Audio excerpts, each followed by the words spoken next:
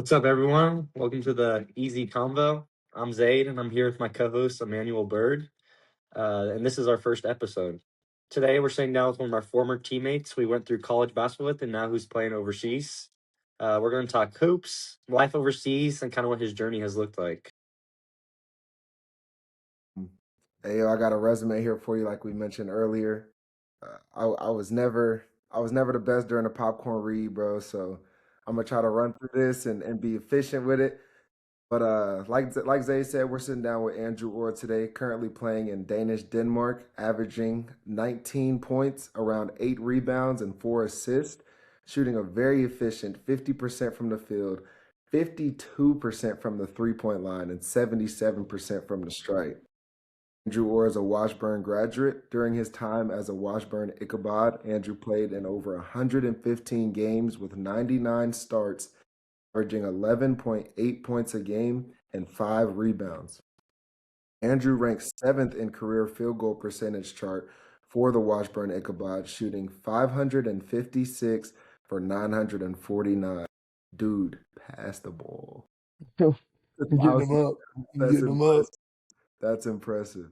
Shooting very well, 57% average, ranks 12th on the Ichabod's all-time point total with 1,361 points. Andrew Orr is also a 10-time member of the Academic Honor Roll for both basketball and track and field. We cannot forget about the track and field Come resume. on, man. A multiple-time all-conference selection. Andrew Orr, we are honored to have you on the pod today, bro. Honored to be able to sit down Appreciate and you. chop it up with you, man. We hope that this is an easy conversation. Yeah, appreciate y'all for having me, man. I'm happy I get to sit down with y'all, man.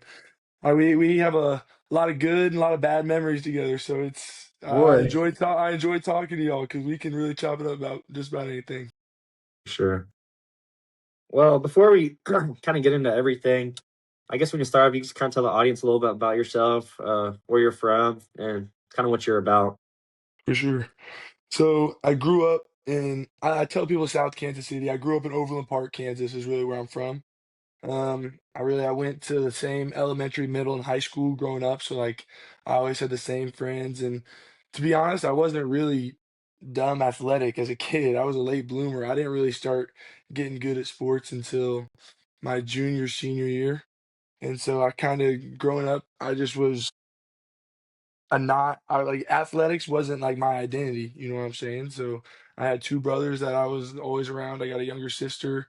I got a mom, pops that are around. So I got a really blessed upbringing, to be honest. And so I feel like that really helped me be the person and be the man that I am today. And I feel like that's a lot of the reason why I'm here. And so I grew up in Overland Park. Um, played hella sports growing up. I just wasn't very good at it. And like I said, my junior, senior year, I started really focusing on like track and field. And I was a high jumper.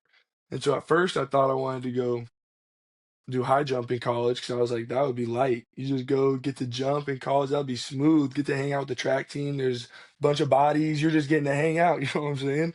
But I ended up getting good enough at basketball where Washburn offered me a scholarship, and then Emporia State, which is right down the road from Kansas City, they also offered me a scholarship. And so those were really the two opportunities I had coming out of high school. And so Washburn was kind of just where I ended up going. It felt like a good place. I mean, to be honest, like I didn't really have very many options, so of course it felt like a good place. It was one of the only places I could go.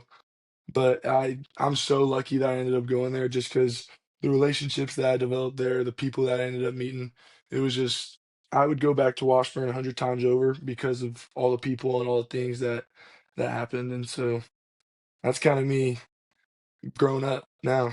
Now I'm in Denmark, hooping, just trying to enjoy life, bro. Yes, sir. that's awesome, bro. I want to get into your journey to Denmark here soon, but Yeah, I gotta we call it icebreaker type of question just to get things yeah, going. Spoke on your for time sure. at Washburn. If you could give Zayd and I only need a starting five, and please do not be modest. You can put yourself in this five. Okay. Give me your starting five of players that you've played during your time at Washburn? They could be all Ichabods. It could be Mm, throughout the conference. It could be outside the damn, bro. conference. I need 5 guys that you are taking to battle with. Ah, well, see, my first dude that came to my mind. There's two people that came to my mind. One of them's the general. Come One of on. them's the Come general. I on. gotta put Ty in there, and then the other's Trevor Hudgens, arguably the best player I ever stepped on the court with ever in my life. That was him, and then I gotta think about who else. I'm trying to think of the MIAA people that I played against. Balls to be given out for sure. Um, to be honest, I probably gotta throw a Wesley Dreamer in there too, just 'cause big shooter. You know what I'm saying? I'll throw me at the five, and I don't know, a little three guard. I'm trying to think. I mean, the good in me. I mean, I want to say Mike. I want to say Michael Keegan because he gonna fit anywhere. I can put him with anybody, and the Swiss Swiss Army, Army. the Swiss Swiss Army knife's Army. gonna fit in. Gonna fit in wherever I put him. But to be honest, bro, I'm not gonna lie to you. I would probably take Jacob Hanna, and I would put him at the three, just because he's a strong body. And I would say probably Trev at the one, Ty at the two, Jacob at the three, West at the four, me at the five. The And it's dangerous. just a yeah, I don't know I don't know a lot of teams out there that would have done anything to that, to be honest with you. That's a Man, good that's a good Yeah. one.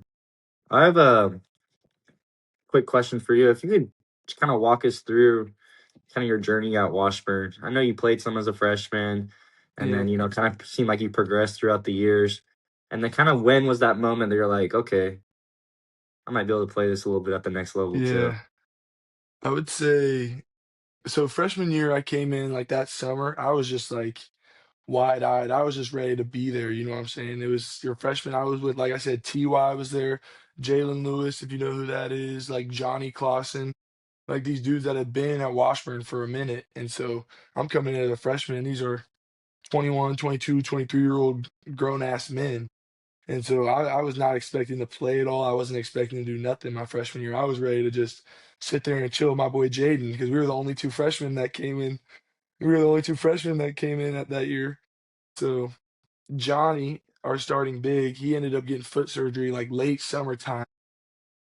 I don't even remember. It was after we had a bunch of kid camps in the summer, and it was after that time that he got foot surgery. So he was out until like Christmas. And so then I kind of got it was me and this dude named Jeremy Harrell, he was a fifth year transfer from McNeese. And so this was like the year right after COVID too. So the transfer portal was just now starting to get jumping for real. And there was just a whole lot of dynamics that were going into just people transferring. And but nah, Jeremy transferred in. He was cool.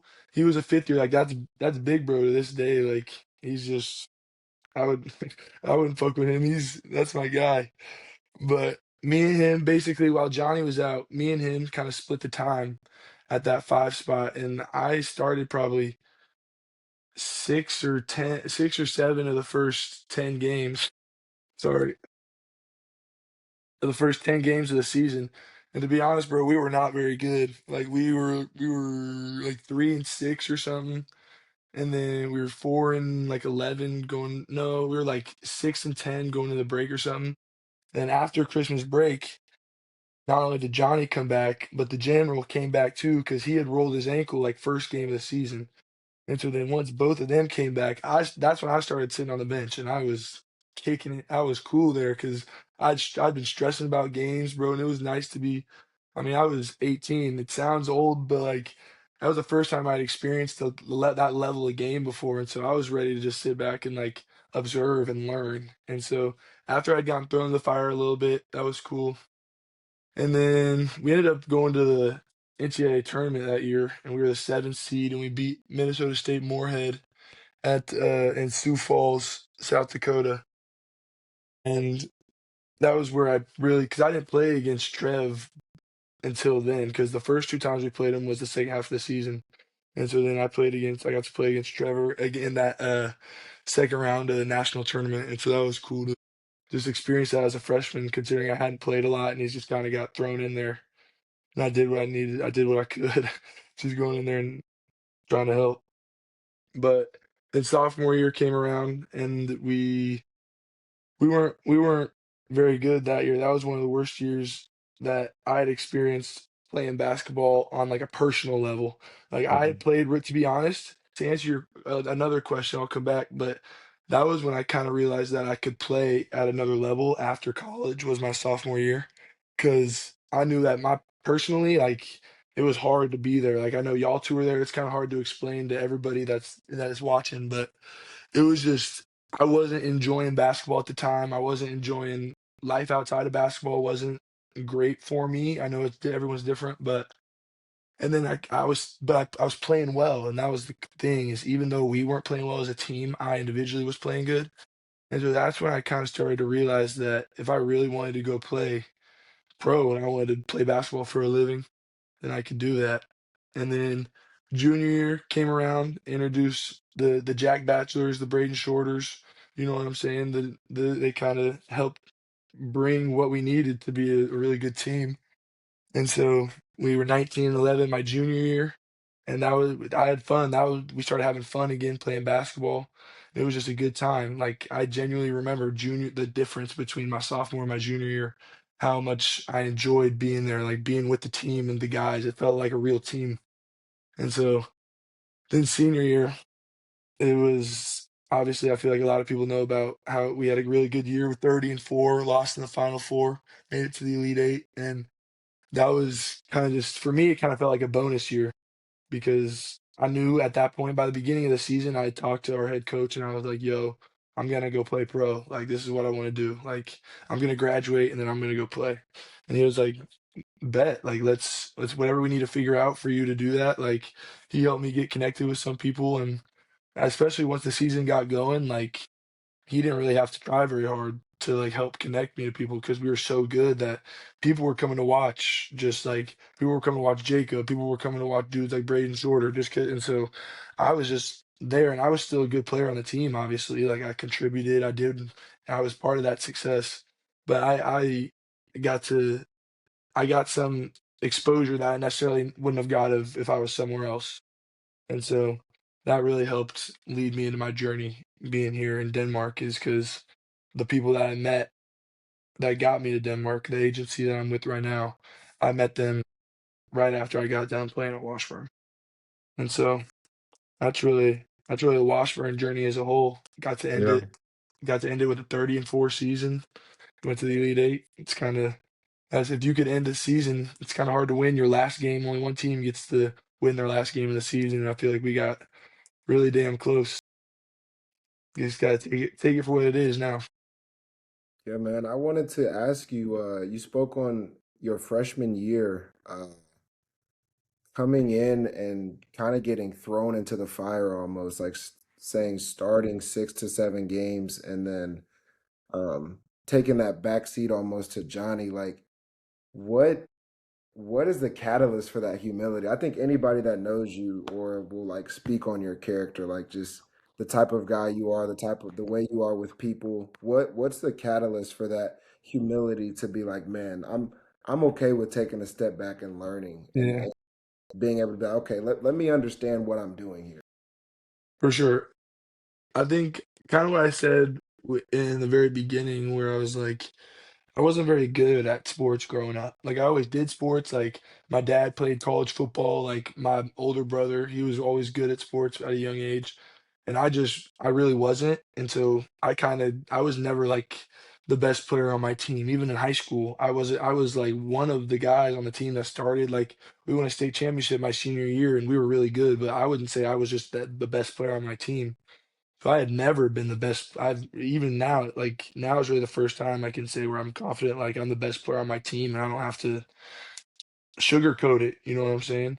And so I think growing up and having that mindset where it's like I'm not the best, so I'm going to work hard, more just like the people that are the best. I'm going to do what they're doing. I'm not going to say that I'm them, but I'm going to do what they're doing so I can compete with them. And I think giving yourself a chance is really, at the end of the day, that's what life's about: is putting yourself in a position where you can give yourself a chance. And so just being able to take that step back and be able to look, it was an opportunity I saw it as to instead of just because everything was moving so fast.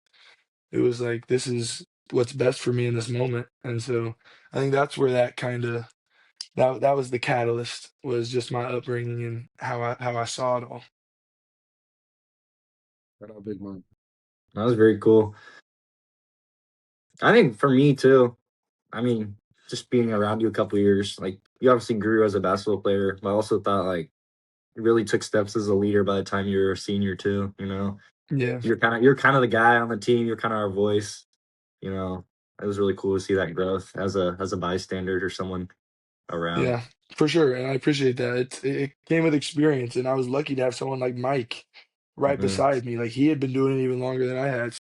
It made it those type of things, you're a lot more confident in those roles when there's someone else that's also doing it with you, and that feels the same way, and you have the same mindset. And so I think I have to give a lot of credit to Mike for that, because if it wasn't for him, then I don't think either of us would have been able to have the voice that we did. for sure. Um, I think now we're gonna kind of transition into kind of what's going on with your pro career right now, and just kind of walk us through. You know, how's life in Denmark? You know, what's it like right Yeah. now? I'm I gonna can tell see. you, the lifestyle is great. Like, I'm in a really good situation, excuse me, in a small town called Vine, Denmark, Vejen. And so it's on like the peninsula of Denmark. So I don't know if you guys are good at geography, but it's in northern Scandinavia, like, where there's Sweden, Finland, Norway. Like, Denmark is the furthest south of all those countries, of all those northern Scandinavia countries.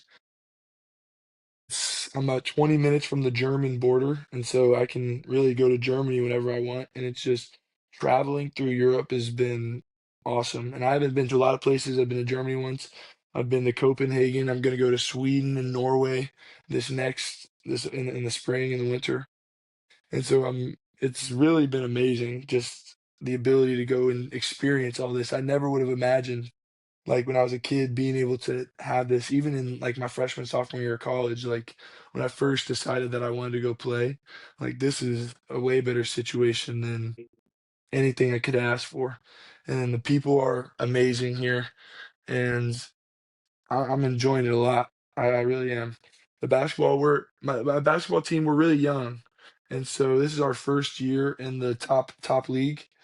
We So the way that the basketball league in Denmark works is, there's 12 teams, and so the bottom team gets relegated to the second league, and then whoever wins the second league gets promoted to the top league. And so then they're playing with all the real teams, because the second league is just a semi-pro league. It's not really like, it's only local. It's like, there's no imports coming into play on these second league teams. And so this is the team I'm on. This is their first year in the top league. And so we're not having a really good season at all, to be honest.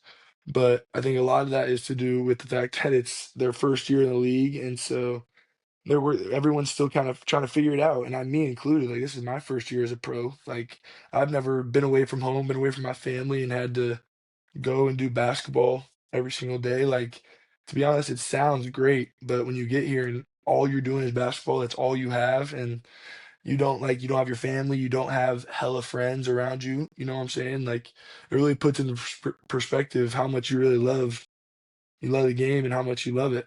And so for me, I do love the game, and so I've enjoyed it a lot. And it's the basketball part, us not being good as a team, and we're not winning, and that's really stressful, because I feel like that's what I came over here to do.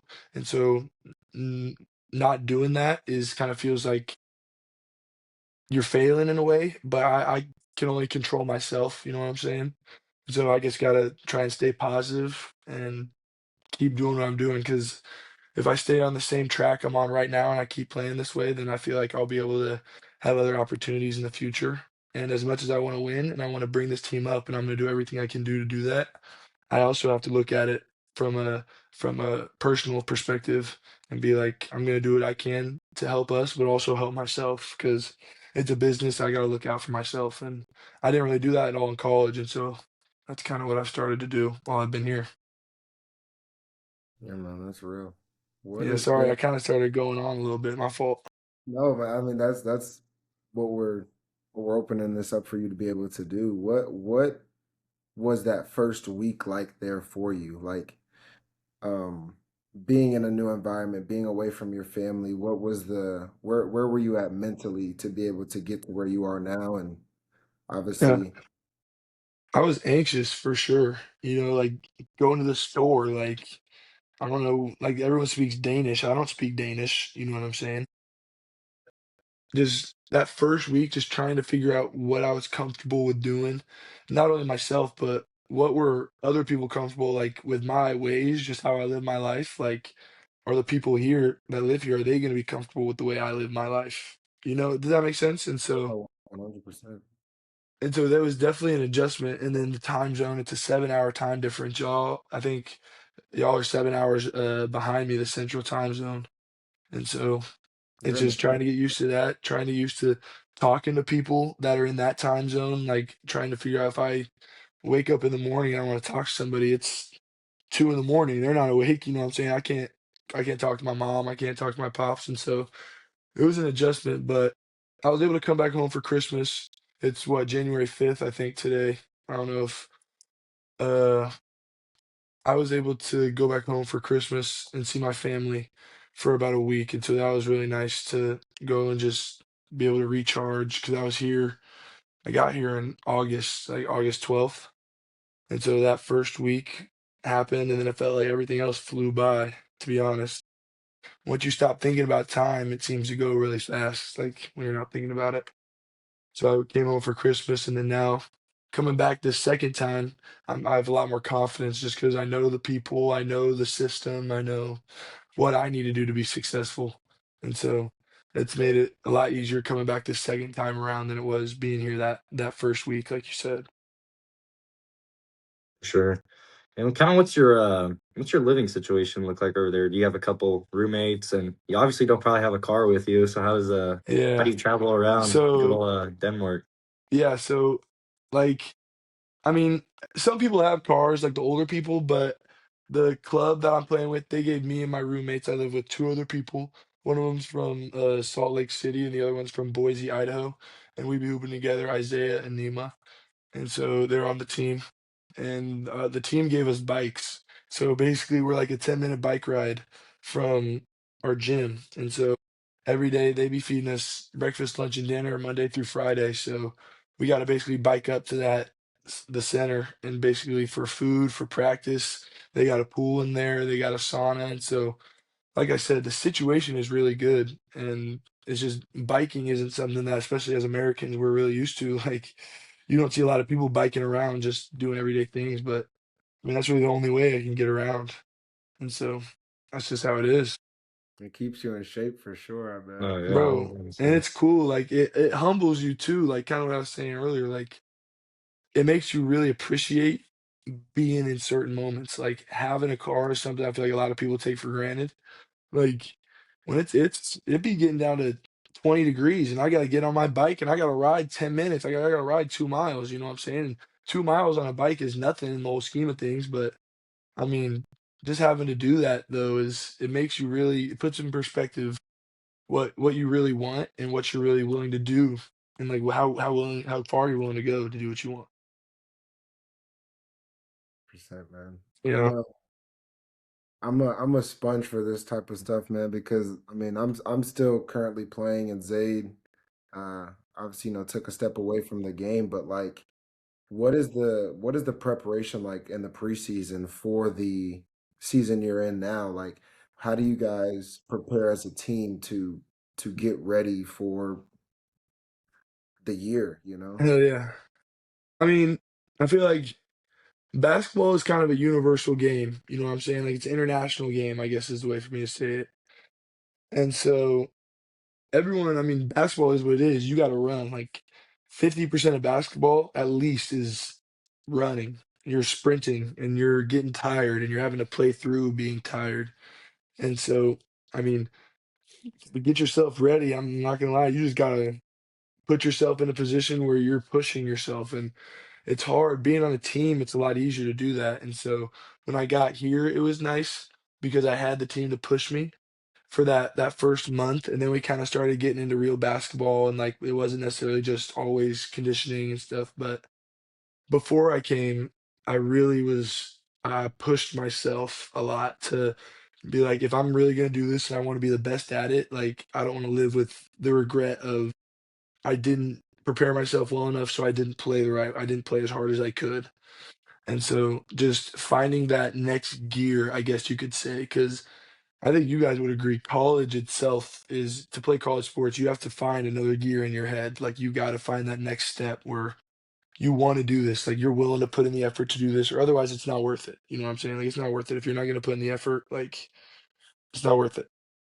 And so that next gear, I think, is what I was able to kind of start figuring out this year in the summer before I came was you have to be able to do it by yourself, like genuinely by yourself. You have to be able to go and run and make yourself tired to the point where you don't want to run anymore, and then you got to keep like doing the sprints, do another 22, do two more 33s, do another 44, like, and it sounds gross, like it sounds disgusting, but I mean, like I said earlier, it sounds being a pro sounds a lot better than it actually is. Like getting to say you play basketball like for a job that's super lit, but the way it sounds, it doesn't feel like that. It doesn't feel the way it sounds. And so that's it's just been it's it's a different type of preparation, and if you're really willing and you love the game, then you'll do it. That's really all I gotta say. This is a little, Zayd, I'll let you get to your question here in a second. This is a little side tidbit here. Is your off season or preseason rather preparation harder than any boot camp that you've had in Ah, the last 4 years?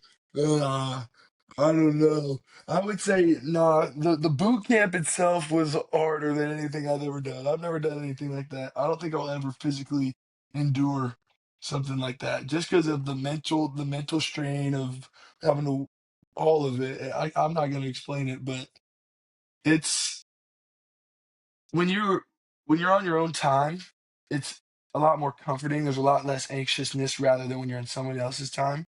And it makes it easier and it's harder because you're not doing it with people, but it's easier in the fact that you're deciding what to do. Like if I want to do this, I'm gonna do this. I want to do that, I'm gonna do that. There's not somebody telling you you're gonna do this until I say it's over. You're gonna do this until Yeah. I'm satisfied with what you're doing with your performance. And For so, for anybody who knows, or he, like I said earlier, he's one of the nicest guys you'll come across. And I don't want to take too much time telling stories, but yeah. my sophomore year of college, Oh brother, oh brother. we are in the indoor facility. And for anyone who doesn't know what boot camp is, it really does bring out a different energy from people, and it brings out an emotion that's like, man, like we're all just trying to get through this 6 a.m. Together. thing Yeah, and it's together, yeah. And our head coach at the time was challenging us in a way that I'm sure a lot of us as the older guys for sure, but us younger guys just hadn't been challenged like that before.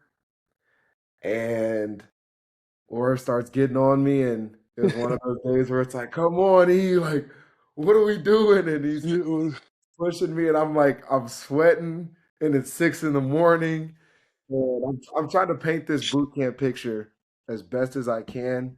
But to anyone that doesn't know, it is definitely one of the most difficult things that you will endure yeah, if it you have to is. go through it, or any sort of conditioning Yeah, like that. it is. And it's such a team, like it's a team bonding type of it's really at the end of the day, it's a conditioning boot camp is all about basketball and getting your conditioning right so we can have the best season possible.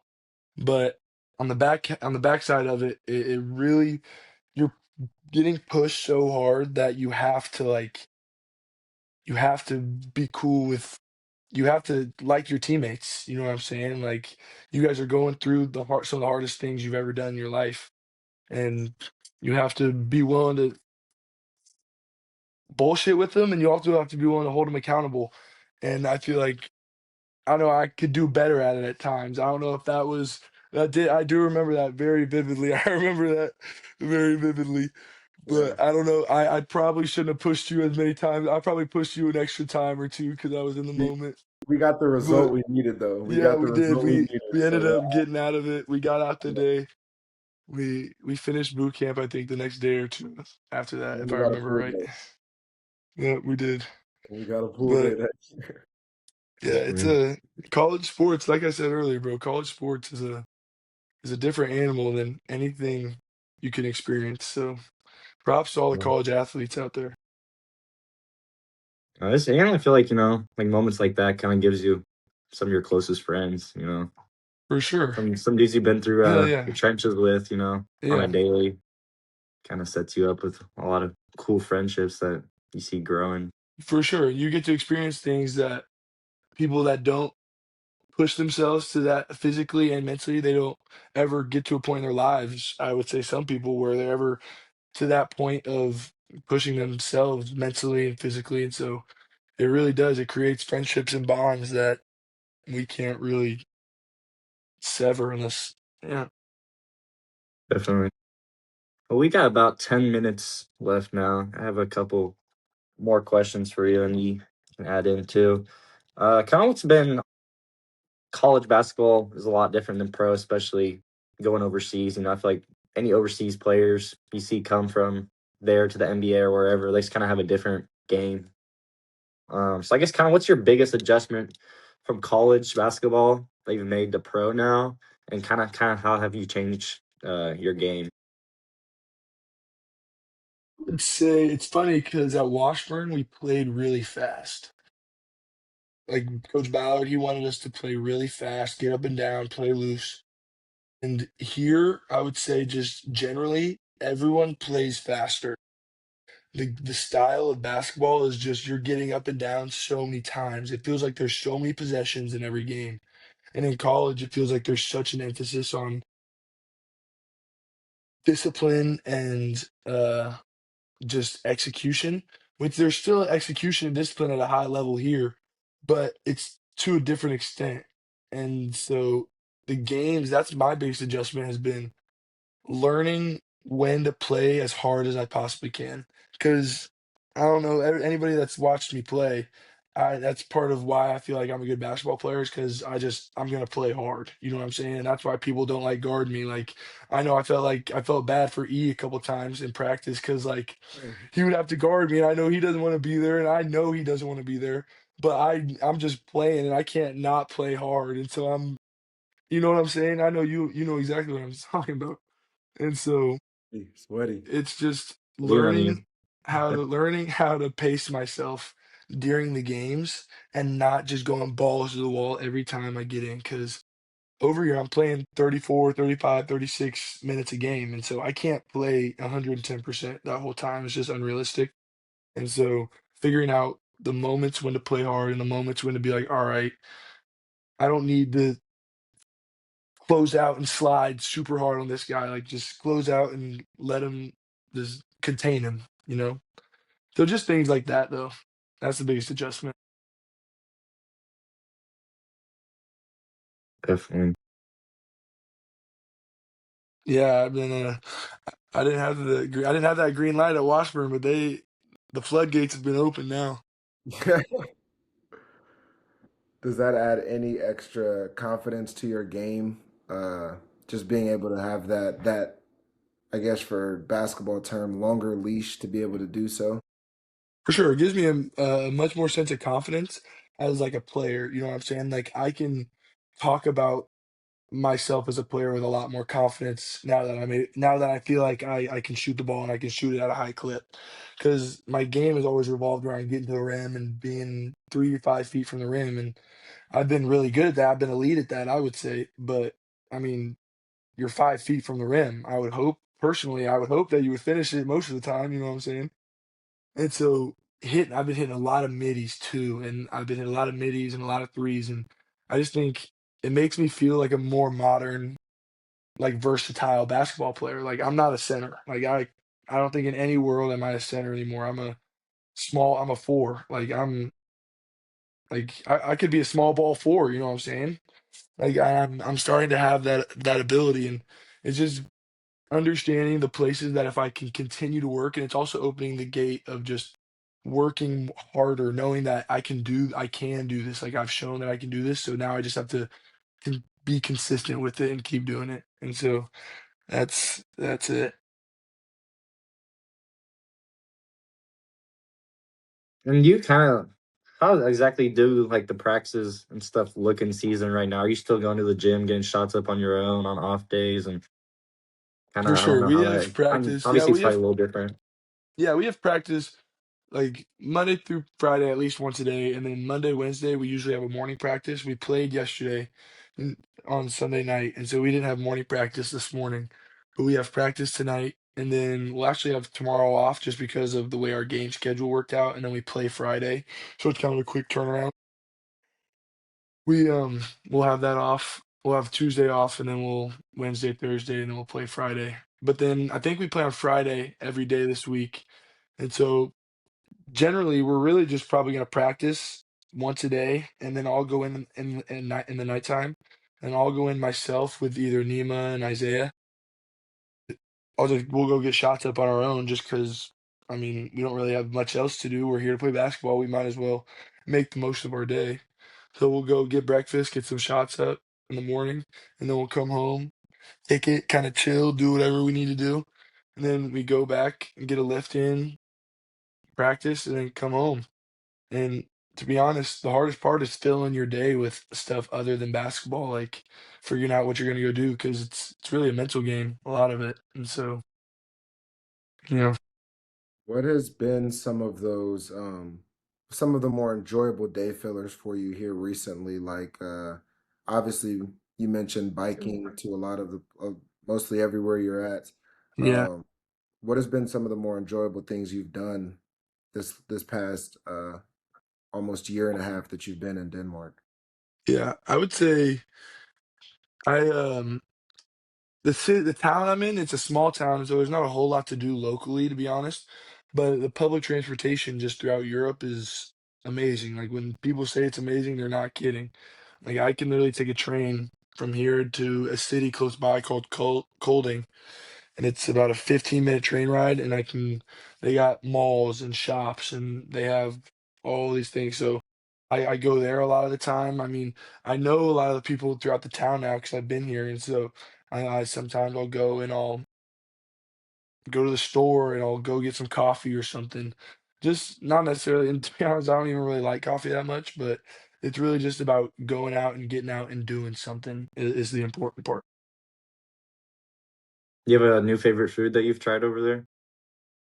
Um, the fish, bro, just the seafood is really good just because there's so much water that surrounds Denmark, and it's just all so fresh. Like me and my girlfriend Corinna was able to come up and stay with me for 2 weeks, and so we went to an Italian restaurant a couple nights ago, and I got this salmon with some shrimp and like this red sauce, and let me tell you, it was damn good.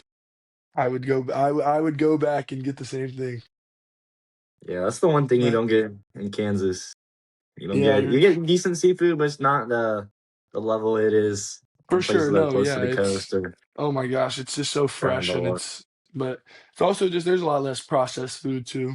Like people don't be eating just random like frozen foods all the time. Like everyone makes their fresh food, and so it's the food is healthier for sure.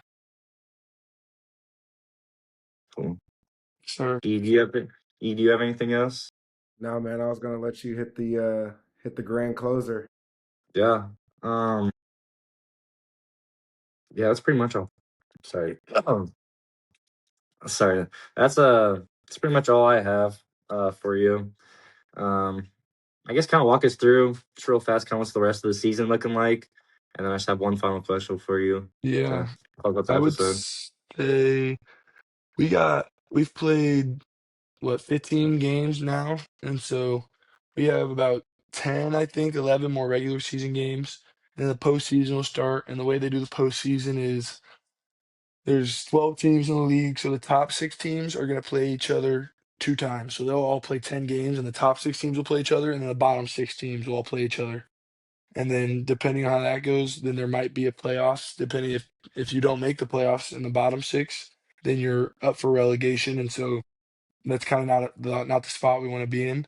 But right now, we're going to finish in that bottom 6, and so we're going to end up, which would be a good opportunity for us because we'll get to play the other 5 worst teams in the league 2 more times as well. And so I think that'll be a chance for us to build up that record and put us in a good spot at the end of the season.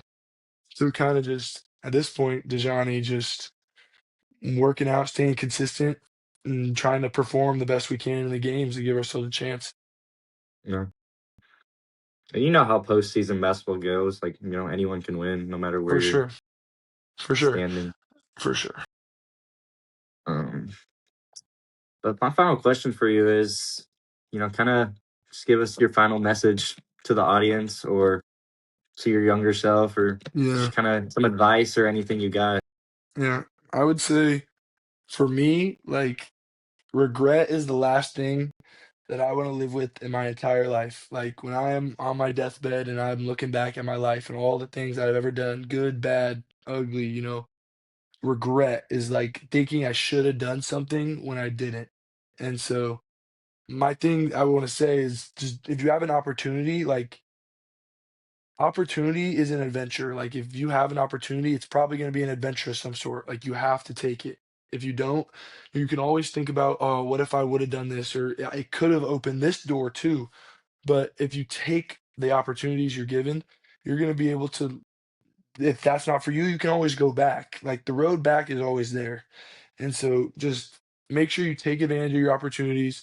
If something feels like you should do it, then you probably should do it. Like if it's in your gut and you really feel like you need to go, you should go to Denmark and you should play basketball. If you should take the corporate job that you think is best for you, like just do the things that you feel like are best for yourself. And then I think the older you get, the happier you'll be with yourself, and then you'll just be able to live a happier life. And so that's my goal for myself. And so I would say I would push a lot of people to have that same goal to just do what they can to not live with regret in their life. It's a really good Yeah. message. I like Yeah. that. That's what Perfect. it is. Perfect. Yeah, That's some that's what good it clip. is. Appreciate y'all. Yeah, I appreciate you coming on, man. Seriously. For everyone listening, this was the TheEZConvo podcast. If you enjoyed it, follow, share, like, and we'll be back soon. Appreciate you guys. See ya. Yeah, appreciate you, Andrew. Yeah.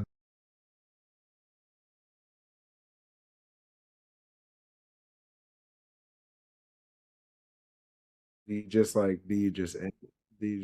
I guess you could